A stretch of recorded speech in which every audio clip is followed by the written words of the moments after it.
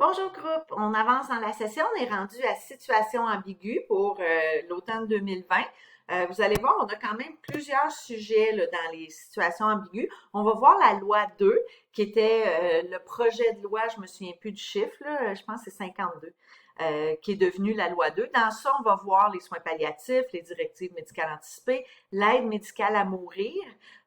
Là, j'ai marqué aide au suicide à côté, mais c'est pas de l'aide au suicide, c'est vraiment l'aide médicale à mourir. L'aide au suicide, c'est autre chose. La sédation palliative continue. On va voir ces quatre thèmes-là. Ensuite, on va parler d'interruption de traitement. C'est qu'est-ce qui est considéré une interruption de traitement? Quand est-ce que c'est OK? Quand est-ce que ça ne l'est pas? L'acharnement thérapeutique. On va finir cette série de capsules-là avec le dilemme éthique. Se suivra cette série de capsules-là un autre set de capsules qui va porter que sur le dilemme éthique pour pouvoir vous aider à travailler sur votre travail de session. Alors, on commence. La loi 2, quand est-ce que ça a commencé, ça? Premièrement, ça a commencé il y a très, très, très longtemps. On a commencé à en parler dans les années 90, mais l'entrée en vigueur de la vraie loi, c'est en décembre 2015. Elle n'a pas pu être appliquée immédiatement parce que ils ont dû faire des amendements au code criminel. Oh, j'ai marqué criminel, parce que si ça n'avait pas été fait, les médecins qui appliquaient la loi 2 en donnant l'aide médicale à mourir auraient pu être accusés de meurtre. Donc, tout ça a été mis en œuvre il y a très longtemps, mais on a fait les premières applications de l'aide médicale à mourir, entre autres, à partir de février 2016. Dans la loi 2, parce que là, si on revient à cette diapositive-là, on voit que la loi 2, ce n'est pas que l'aide médicale à mourir. C'est l'aide médicale à mourir, mais plus de choses encore. Alors, les soins palliatifs, les directives médicales anticipées et la sédation palliative continue. Donc, on a tendance à penser que la loi 2, ce n'est que l'aide médicale à mourir, mais c'est pas ça du tout. Alors, on revient à cette diapositive-là. Les soins palliatifs qui sont dans la loi 2, vous allez me dire, mais voyons, les soins palliatifs, ça existait bien avant la loi 2. C'est de quoi qu'ils parlent? L'idée, c'est qu'avec la loi 2 est arrivée l'obligation d'avoir des soins palliatifs reconnus dans toutes les régions du Québec. Donc, ça veut dire, à Chibougamau, si vous êtes malade et vous avez besoin de soins palliatifs, ils sont obligés de n'avoir. Donc, ça veut dire que dans toutes les régions du Québec, il y a des lits qui sont attitrés aux soins palliatifs et il y a du personnel médical qui doit être formé pour soigner au meilleur de leur connaissance les gens en soins palliatifs.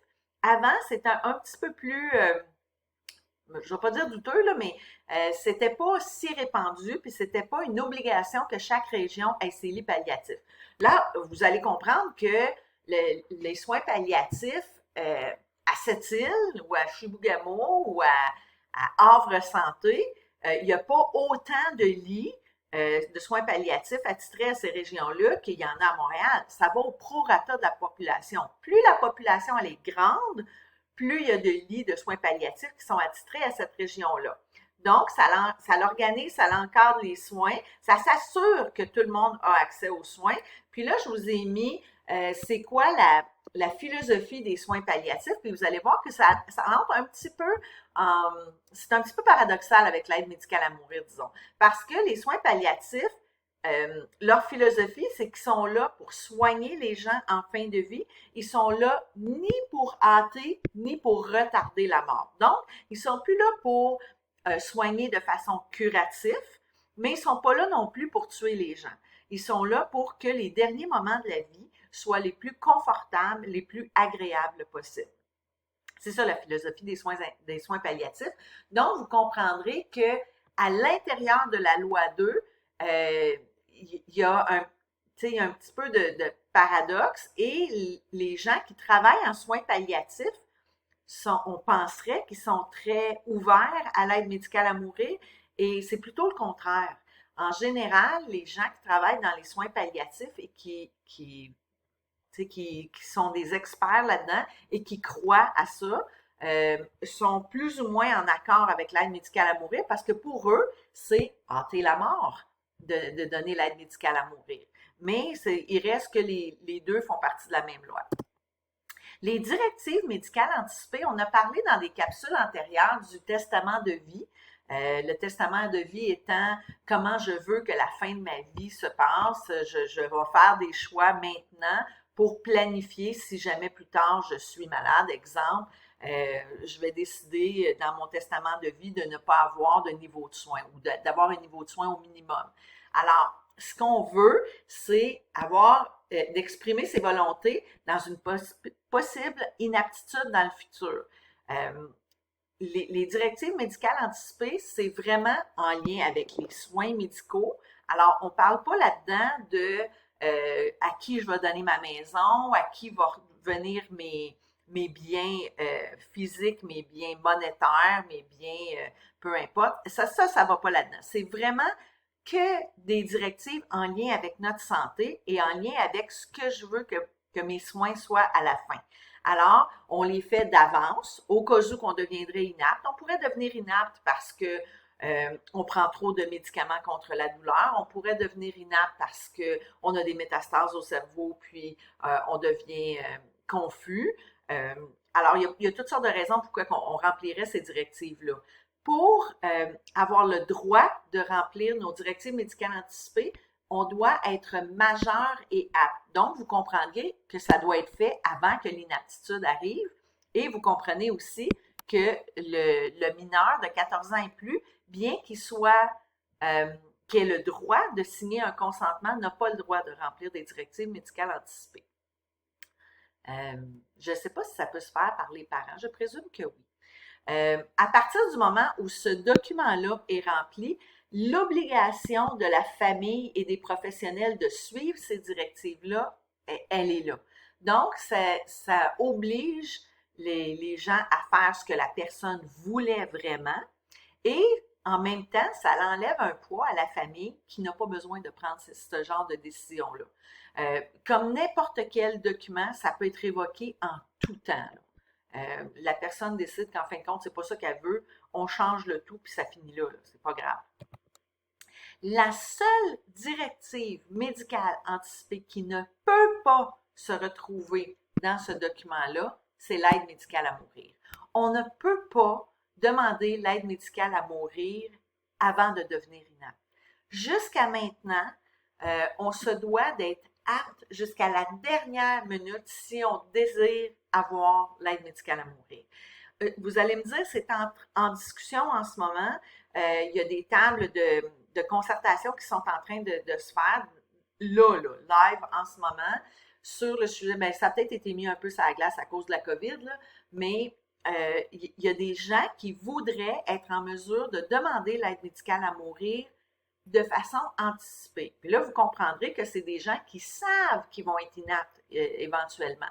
Donc, les gens qui sont atteints, exemple, d'Alzheimer précoce. Alors, les gens qui ont la forme génétique d'Alzheimer, qui savent que bientôt, qui sont dans la trentaine, dans le début de la quarantaine, mais qui savent que bientôt vont complètement perdre la tête et ils seront plus là, cognitivement parlant, veulent avoir le droit de demander, il y en a certains qui veulent avoir le droit de demander des directives médicales anticipées. En ce moment, ce n'est pas possible. Là, je vous ai mis deux liens, sur justement ce sujet-là. Ça n'a pas été encore changé, mais vous comprendrez qui en parle et que possiblement, il y aura des changements à la loi. On va voir un peu plus tard quand on va arriver à l'aide médicale à mourir. Il y a déjà eu des changements dans la loi parce qu'il y a des gens qui se trouvaient lésés par les règlements et ça a déjà été changé. Donc là, maintenant, les gens qui sont atteints d'Alzheimer se trouvent lésés par les règlements. Un des critères de l'aide médicale à mourir étant qu'on doit être apte. Donc, les gens qui sont atteints d'Alzheimer ou qui savent qu'ils vont développer l'Alzheimer trouvent qu'ils sont lésés par ces règles-là et ont demandé à ce que ça soit changé. Je présume que ça va arriver un jour, mais pour l'instant, ça ne l'est pas. Donc, l'aide médicale à mourir, en ce moment, on ne peut pas la demander de façon anticipée. Alors, on y arrive dans le vif du sujet. L'aide médicale à mourir, c'est une mesure exceptionnelle. Dans les cas où les soins palliatifs sont pas satisfaits, les gens sont souffrants, ils arrivent au bout de leur vie. Les soins palliatifs, c'est pas assez pour les rendre confortables et ils veulent que ça cesse. Ils veulent que leur vie cesse. C'est sûr que l'aide médicale à mourir, c'est pas n'importe qui peut demander ça. C'est quand même balisé par des règles très, très strictes. On va les voir un petit peu plus loin. Juste pour vous donner quelques chiffres, là, on dit que ça a commencé en février 2016. Ben, entre janvier puis juin 2016, il y a quand même eu 252 demandes. C'est pas rien, là. C'est beaucoup de demandes. Il y en a 167 de ces demandes-là qui ont été administrées. Les autres, c'est soit que la personne est morte avant de pouvoir recevoir l'aide médicale à mourir ou des gens qui ont changé d'idée à la dernière minute, parce qu'on peut changer d'idée à la dernière minute. De juin à décembre 2016, 458 demandes pour 293 qui ont été administrées. C'est pas rien, là. On parle quand même d'une grosse augmentation en dedans de 6 mois, là. Alors, l'aide médicale à mourir est balisée par des critères très, très stricts.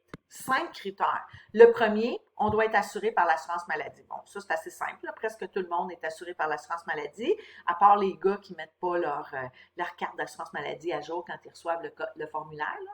Puis je suis certaine qu'il y en a parmi vous. Il faut être majeur et apte à consentir. Fait que vous voyez que déjà au deuxième critère, on élimine des gens. Tu as 14 ans et plus, tu pourrais avoir le droit de signer un consentement. Tu pourrais refuser de la chimiothérapie, tu pourrais signer un consentement pour une chirurgie, mais tu ne peux pas demander l'aide médicale à mourir parce que tu n'as pas 18 ans. Fait que ça aussi, éventuellement, là, il y a des gens qui vont peut-être dire, mais moi aussi, je me sens lésée par toute cette histoire-là. Il faut être apte, donc on vient d'éliminer les gens qui ont l'Alzheimer. Et comme je vous disais, ça, c'est en discussion en ce moment parce qu'il y a vraiment des gens qui sont montés au front, qui montent au front et qui veulent avoir ça. Être atteint d'une maladie grave et incurable. Ah, on vient d'éliminer d'autres mondes. Si on a eu un accident et puis on est tétraplégique, là, on est paralysé des oreilles aux orteils, on n'est pas atteint d'une maladie grave. On est atteint d'un état grave, mais ce n'est pas une maladie. Donc, on vient d'éliminer ces gens-là. Une maladie grave, il faudrait que ce soit un truc style cancer, sclérose en plaques, Lou Gehrig's disease, l'ALS, des trucs comme ça. Mais si on a été blessé, trauma crânien, trauma médulaire, hop, on vient de se faire débarquer. Fait que voyez-vous là, que juste en 3 critères, on élimine quand même beaucoup de gens. Le 4e critère, avoir une situation médicale qui se caractérise par le déclin avancé et irréversible de ses capacités. Je l'ai mis en gras parce qu'en mars 2020, c'est un article, c'est un critère qui a été changé. Avant, c'était être en fin de vie. Et il y a des gens qui sont montés au front pour ça, parce qu'ils disaient, nous, on a la sclérose en plaques ou on a l'ALS, on n'est pas en fin de vie, mais notre santé est en déclin et on voudrait avoir le droit à l'aide médicale à mourir et ils ont gagné. Alors, depuis mars 2020, le critère être en fin de vie a été changé pour ce critère-là. Et le dernier critère, c'est éprouver des souffrances physiques et psychologiques incommensurables. Donc, vous comprendrez que celui-là, c'est un critère qui est très relatif. Hein? On est qui, nous, pour dire que tu souffres de façon incommensurable ou que tu as des souffrances psychologiques insupportables? Je veux dire, c'est relatif, la douleur. Donc, ici, ça se complique un petit peu, là. C'est difficile d'évaluer ça. Mais il reste que pour avoir même le droit de faire application pour l'aide médicale à mourir, il faut rencontrer ces 5 critères-là. Si on ne rencontre pas ces 5 critères-là, on ne peut même pas faire application. À partir du moment où on fait application, notre demande est prise en considération par des médecins qui vont évaluer, ça prend 2 médecins, qui vont évaluer puis qui vont décider est-ce que la personne remplit vraiment ces critères-là et si oui, on peut procéder. Tout ça, là, ça se fait relativement rapidement. Là. Ça ne prend pas des mois à faire. Là, on arrive au bout de notre 15 minutes, fait qu'on va arrêter la vidéo et puis on va continuer dans la prochaine capsule.